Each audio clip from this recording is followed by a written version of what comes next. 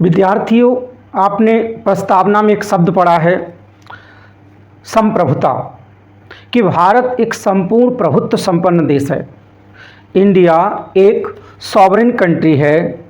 इसका मतलब क्या है? संप्रभुता का मतलब क्या है? प्रस्तावना में लिखा गया है कि भारत संपूर्ण प्रभुत्व संपन्न देश है।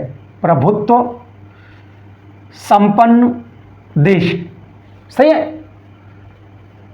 संपूर्ण प्रभुत्व संपन्न, तो संपूर्ण प्रभुत्व संपन्न का मतलब है कि भारत जो है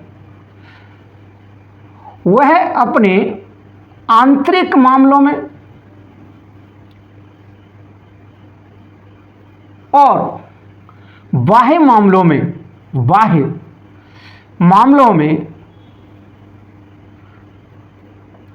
निर्णय लेने के लिए स्वतंत्र है। निर्णय लेने के लिए स्वतंत्र है, के लिए पूर्णतः स्वतंत्र है। स्वतंत्र है। क्या मैंने बताया बच्चा विद्यार्थियों कि भारत एक संपूर्ण प्रभुत्व संपन्न देश है। इसका मतलब यह है कि भारत अपने आंतरिक मामलों में और बाह्य मामलों में निर्णय लेने के लिए स्वतंत्र है। अब ये कौन से मामले होते हैं? कोई भी देश किन मामलों पर डिसीजन लेता है? ये मामले जो हैं, ये मामले हैं सुरक्षा से संबंधित, विकास से संबंधित और न्याय से संबंधित। किससे संबंधित? सुरक्षा से संबंधित, न्याय से संबंधित। भारत अपने देश की सुरक्षा के लिए, आंतरिक सुरक्षा के लिए निर्णय लेने के लिए पूर्णतः स्वतंत्र है और साथ साथ अपनी बाह्य जो सीमाएं हैं उनकी सुरक्षा के लिए पूर्णतः क्या है? स्वतंत्र है। सुरक्षा के लिए जो भी आवश्यक वस्तुएं होंगी उन वस्तुओं को विदेशों से खरीदने और अपनी वस्तुओं को बेचने के पूरी तरीके से क्या है? भारत स्वतंत्र है। विकास, भारत अपने विकास के लिए, जो भी भारत की जनता उसके विकास के लिए निर्णय लेने के लिए पूर्णतः स्वतंत्र है। सही है। बाह्य मामलों का मतलब बाह्य देशों के साथ, किसी भी देश के साथ संबंध स्थापित करने के लिए भारत स्वतंत्र है और संबंध को खत्म करने के लिए भी पूरी तरीके से क्या है? स्वतंत्र है। सही है। तो यह है संप्रभुता। अब प्रश्न ये उठता है कैसा, क्यों है? देखिए कि भारत एक राज्य है। क्या है? भारत क्या है? एक राज्य है। इस राज्य के 4 तत्व होते हैं। क्या तत्व होते हैं? 4 तत्व। एक भौगोलिक क्षेत्र या भौगोलिक सीमा कह सकते हैं हम। सही है। भौगोलिक क्षेत्र शब्द भी सही रहेगा, सीमा भी शब्द सही रहेगा, ज्योग्राफिकल रीजन। सही है। दूसरा जनसंख्या। क्या? जनसंख्या। तीसरा जो शब्द है वह है सरकार। तीसरा क्या है? राज्य का अंग सरकार। और चौथा है संप्रभुता।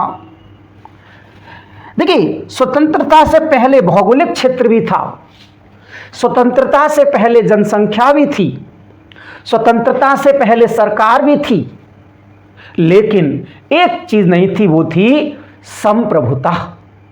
स्वतंत्रता से पहले हमारे पास एक चीज नहीं थी, वो है संप्रभुता। सही है। स्वतंत्रता से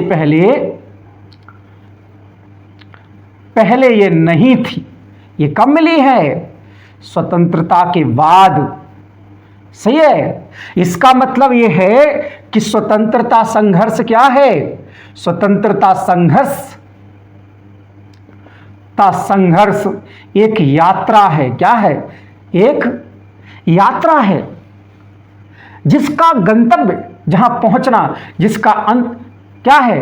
संप्रभुता। जो क्या प्राप्त करना चाहती थी? स्वतंत्रता संघर्ष क्या था?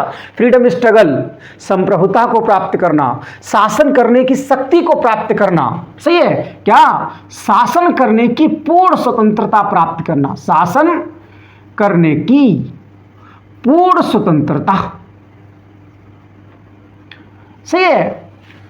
तो वर्तमान में भारत एक संप्रभु देश है, अर्थात भारत को शासन करने की पूर्ण स्वतंत्रता है।